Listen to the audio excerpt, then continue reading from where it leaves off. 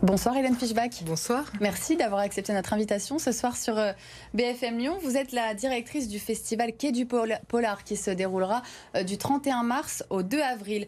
Le casting est encore un petit peu fou cette année pour cette 19e édition. Est-ce que vous pouvez nous en parler ? Oui, bien sûr. Alors, on reçoit, comme chaque année, des auteurs vraiment venus des quatre coins du monde. Donc, on a 125 auteurs qui seront présents. Alors, pour citer quelques noms, on peut parler d'Elisabeth George, l'américaine, qui est un peu la reine, la grande reine du polar.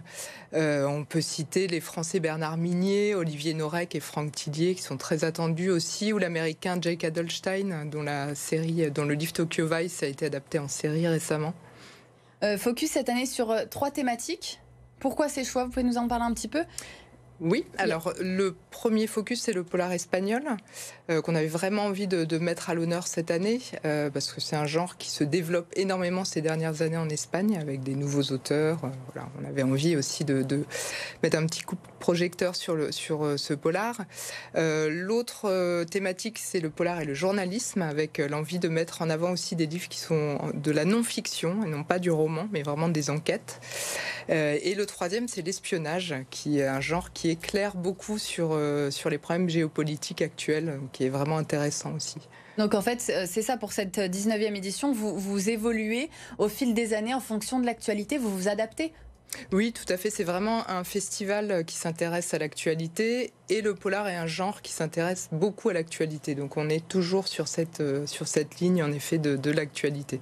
Alors où est-ce que va se dérouler le festival cette année ? Est-ce qu'il y a des nouveaux lieux ? Alors il va se dérouler, comme d'habitude, les lieux centraux du festival, ce sera le Palais de la Bourse, l'hôtel de ville. Et puis, évidemment, toujours des lieux un peu atypiques. Alors on aura des rencontres sur des péniches cette année, dans des bus impériales aussi, avec Lyon City Tour, et voilà, dans des lieux un peu insolites de la ville, un petit peu partout. Parce que c'est vrai que la ville de Lyon est quand même très riche pour le genre polar. On a Interpol, la Cité internationale, le tribunal judiciaire de Lyon, l'école des commissaires et des officiers à Saint-Cyr-au-Mont-d'Or. Est-ce qu'ils vont prendre parti aussi dans ce festival ?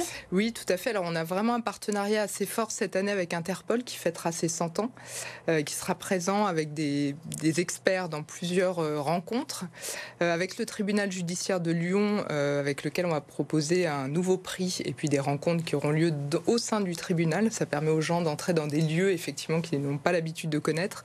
Et puis on va travailler beaucoup cette année aussi avec l'école de police de Saint-Cyr-au-Mont-d'Or, qui sera ouverte pour l'occasion aux visiteurs, et la police scientifique d'Écully également, qui ouvrira ses portes aux visiteurs. Génial pour les curieux. Ça, c'est le polar, c'est le genre littéraire le plus apprécié des Français. Un livre vendu sur 5 est un roman noir. Comment on l'explique, cet attrait pour le polar ? Je pense qu'il y a différents facteurs. Le premier, c'est sans doute le goût pour le suspense. C'est vraiment un genre, on appelle ça un page turner, on a du mal à les lâcher. Il y a vraiment cette attente des lecteurs qui est assez forte. Et puis, comme on le disait au début, c'est aussi un genre qui parle beaucoup de l'actualité, qui parle de ce qui se passe dans le monde. Et je pense que c'est aussi une fenêtre assez intéressante sur l'actualité et sur le monde. Au festival Quai du Polar, on aura aussi des rencontres, des conférences aussi avec des auteurs ? Oui, alors on propose plus de 80 conférences et rencontres en 3 jours. Donc c'est un programme très riche et très dense, avec les auteurs invités, effectivement, de rencontres et de conférences qui sont ouvertes gratuitement au public. Alors j'ai lu aussi dans le programme que vous allez nous faire découvrir un roman à 4 mains avec l'espagnol Rosa Montero et le français Olivier Truc, 2 maîtres du roman policier. Le polar sort au mois de mars. Est-ce que vous pouvez nous expliquer un petit peu qu'est-ce que c'est que ce polar à 4 mains ? C'est un projet un peu atypique, mais qu'on a déjà eu l'occasion de mener avec la Roumanie et l'Allemagne, où on demande à 2 auteurs de travailler ensemble sur un roman. Alors ils écrivent vraiment chapitre après chapitre, l'un après l'autre, donc à chaque nouveau chapitre, pour l'autre auteur, c'est une découverte. Il doit compléter. Enfin, c'est un vrai travail assez inédit. Et la particularité, c'est que le roman sort conjointement en France et en Espagne au même moment. Donc, il sera dans les 2 langues. Vous lancez cette année le mois du polar qui va se prolonger tout le mois d'avril. En quoi ça consiste ? Alors, le mois du polar, c'était pour mettre en avant effectivement cette saisonnalité du polar, parce que maintenant les grandes parutions se font sur les mois de mars et avril autour du festival.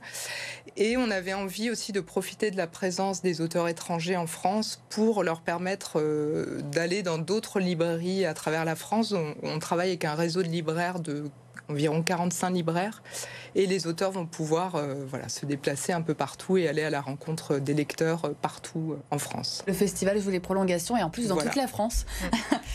Vous essayez chaque année de sensibiliser les jeunes au polar, c'est très important pour vous. Quelle est la programmation pour les enfants cette année ? Il y a des jeux, des animations ? Alors oui, il y a énormément de choses. Alors d'abord avec les scolaires, on touche à peu près 3500 scolaires de la maternelle au lycée avec vraiment des projets très ciblés en fonction des âges. Et puis sur le temps du festival, on a des auteurs jeunesse qui sont présents, une librairie jeunesse aussi au Palais de la Bourse, et puis des jeux, des animations, des lectures qui sont proposées tout au long du festival pour le public jeune. Et une projection ? Et une projection de Petits Vampires qui sera présentée par Johan Sfar. Chaque année également, vous proposez une grande enquête. C'est un des événements phares de votre festival pour découvrir Lyon d'une autre manière. Cette année, on sera à la Croix-Rousse, dans les Pentes et en Presqu'île. En quoi ça consiste cette grande enquête ? Comment ça va se passer ?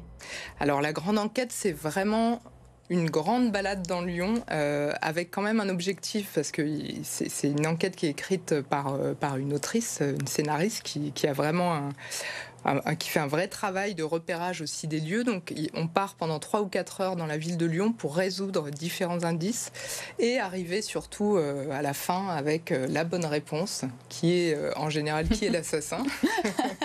Et cette année, l'enquête partira de la Villa Gilet à la Croix-Rousse, avec en effet toute une balade sur les Pentes, sur la Presqu'île et une arrivée à l'hôtel de ville. Et puis c'est une façon vraiment de redécouvrir la ville autrement. C'est vraiment conçu aussi dans ce sens-là. C'est en groupe, on joue de manière individuelle, comment ça se passe ? Alors on va retirer son petit bulletin et on peut partir en groupe, individuellement. Voilà. C'est très ouvert, on peut même démarrer, s'arrêter, reprendre le lendemain. Enfin, d'accord. Voilà, comment on fait si on veut participer ?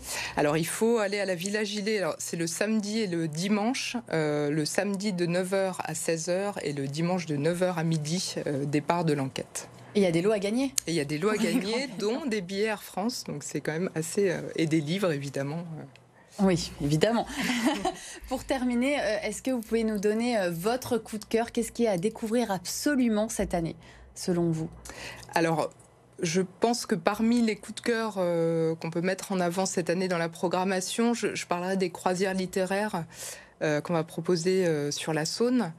Sur les bateaux lyonnais, c'est vraiment... Alors, on aura 6 rencontres, et ces 6 rencontres un peu hors du temps, sur un bateau, en balade sur la Saône, avec un auteur. C'est vraiment un temps à part, et un moment privilégié avec les auteurs. Et votre auteur coup de cœur ? Ah, ça, c'est toujours compliqué. C'est pour ça que je vous demande. Alors, un auteur coup de cœur. Alors, je dirais je mettrai en avant une découverte. Je parlerai de Thomas Mullen, qui est un auteur des éditions Rivage, et qui a fait paraître plusieurs livres en France. Et je pense que c'est vraiment un auteur qui est pas encore très connu, qui est vraiment à découvrir. Il sera là cette année, c'est l'occasion de le découvrir. Eh ben on va découvrir tout ça. Le Quai du Polar, c'est du 31 mars au 2 avril. C'est gratuit dans la limite des places disponibles. Est-ce qu'on peut réserver ? Il y a des choses à réserver ? Alors les croisières sont à réserver effectivement en amont, et les séances cinéma, et voilà. Après, tout est sur le site du festival. Et ben voilà, vous pouvez vous rendre sur le site du festival du Quai du Polar si vous souhaitez plus d'informations. Merci Hélène Fischbach d'avoir été notre invitée ce soir, directrice du festival Quai du Polar. L'information se poursuit sur BFM Lyon.